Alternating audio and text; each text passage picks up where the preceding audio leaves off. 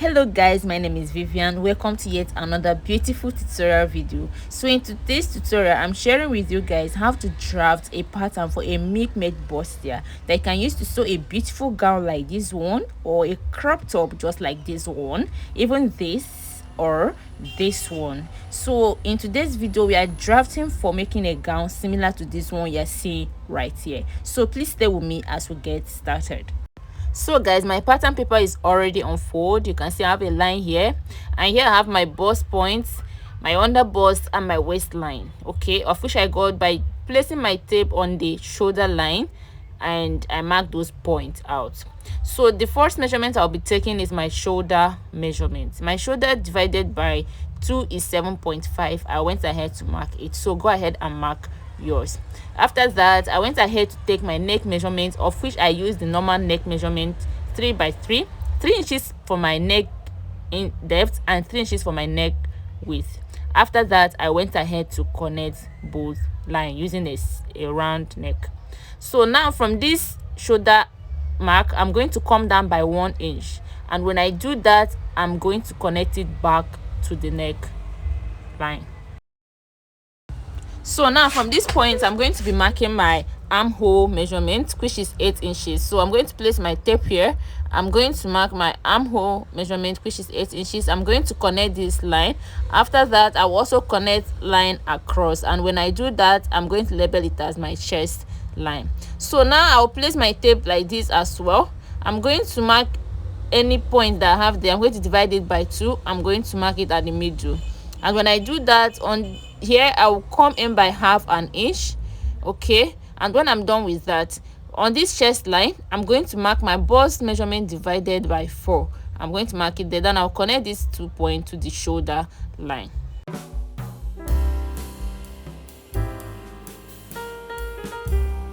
So now the next thing you will do is to mark your nipple to nipple measurement divided by 2 here.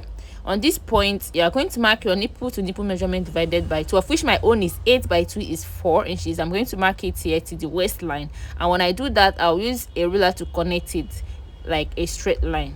So after that, I'll try to input my darts. Here I'll come out by ½ inch, and here I'll come in by ½ inch, and when I do that, I'm going to connect it to the bust point. So guys, it's important you pay attention here. So from this under bust point, you are coming up by 1 inch, okay. You can see what I'm doing. When I come up by 1 inch, I'm going to use my curve ruler to connect it to this dart. You can see how I placed it and not the other way around. So I'm going to curve it to this dart. So when I do that, the same measurement I marked here, I'm going to come in here and mark it, of which I marked 4 inches. I'm going to mark it here as well. So when I mark it, I'm going to use my curve ruler to connect it to that armhole side, just like I'm doing so right now. So here is optional. You can do it like a straight line. For me, I'm just going to curve it a little to get my neck shape, okay. So I'm just going to place my curve ruler like this and just curve it a little. So now I have my curve. The whole of this place is my curve. So I'm going to input my measurement here. I marked my bust measurement divided by 4 and extra 2 inches for allowance. So here I'm going to mark my waistline measurement divided by 4. I'm going to try to replace this dart here, which is 1 inch. So I'm going to replace it here, then add extra 2 inches for sewing allowance. And after that, I'm going to connect the 2 lines together. Then I'll go ahead and cut it out. So pay attention and see what I'm cutting here, so you don't make mistakes. See the lines I'm following.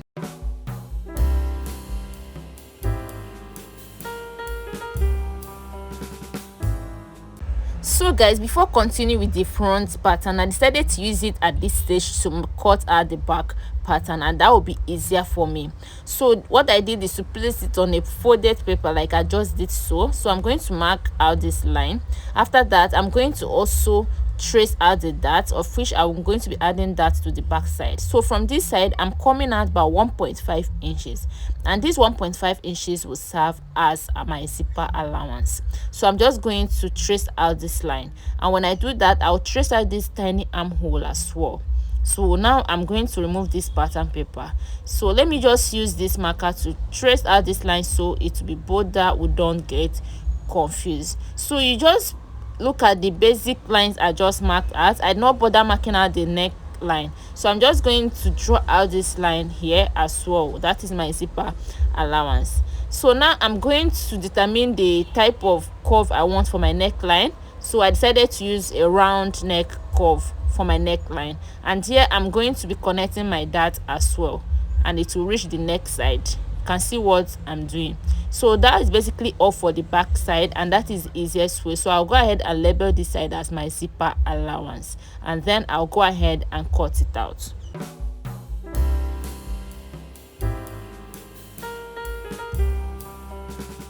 So guys, now back to the front side. I'll go ahead and cut out this cup side. Just pay attention to the line I'm following.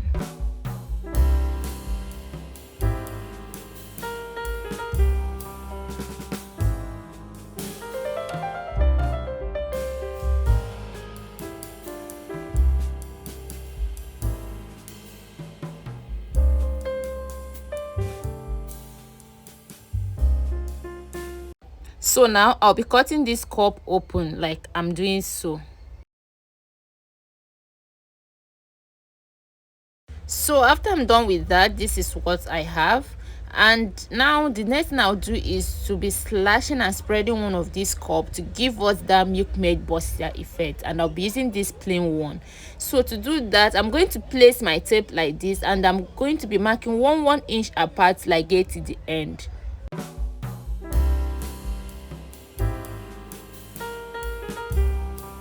So when I'm done with that, I'll go ahead and draw out line just like I'm doing so, following that 1 inch mark like I'm doing so. So after that, I'll have to go ahead and number these lines before slashing it. Okay, this is so we don't mistake the numbers. Okay, so after that, I'm going to be slashing it just like I'm doing so.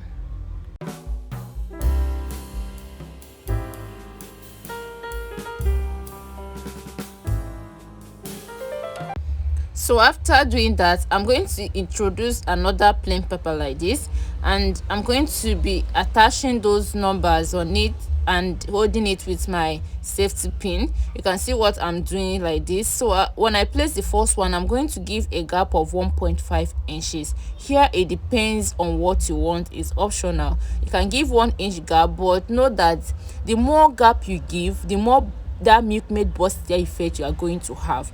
If you give 2 inches, it's going to be fuller. If you give 1 inch, it's not going to be full at all. So for me, I'm using 1.5 inches. So after placing the first one, I gave 1 inch gap, 1.5 inch gap, sorry, and then I placed the second one. I marked 1.5 inch gap as well. So I'm going to be doing it just like that till I finish placing the whole numbers. Just follow it and do like I'm doing so.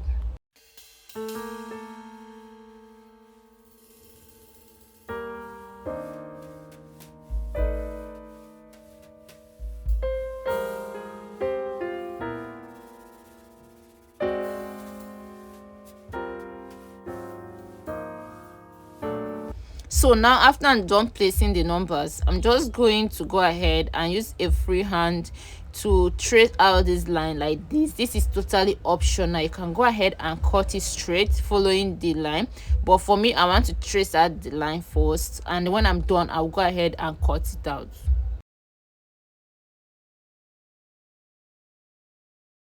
So the cup is ready, as you can see. So the next thing I'll be doing is cut my sleeve. So yeah, I have my pattern paper on fold. So on fold, I have my round armhole divided by 2 and with extra 3 inches allowance. Now I will be introducing this back pattern to use and trace out this tiny armhole here. So I'm going to place it and then mark out the armhole. So when I'm done with that, I want my sleeve to be puffy small. So here I'll come up by 2 inches. When I done with that, I'll then curve it to join the armhole just like I'm doing so. So when I'm done, I'll just come here and mark my round armhole measurement divided by 2. My own is 16 by 2. Then I'll add extra 2 inches for sewing allowance, and then I'll mark the length of my sleeve, which is 10, and then it's the same thing with the pattern paper. Here I'm just going to mark 6 inches here and then extra 2 inches for sewing allowance. So when I'm done, I'll use my curve ruler to curve it from this armhole side to join this point like this, just a little curve, okay, and then I'll curve it down small a little, then I'll use a straight line to join it to this point, then I'll go ahead and cut it out.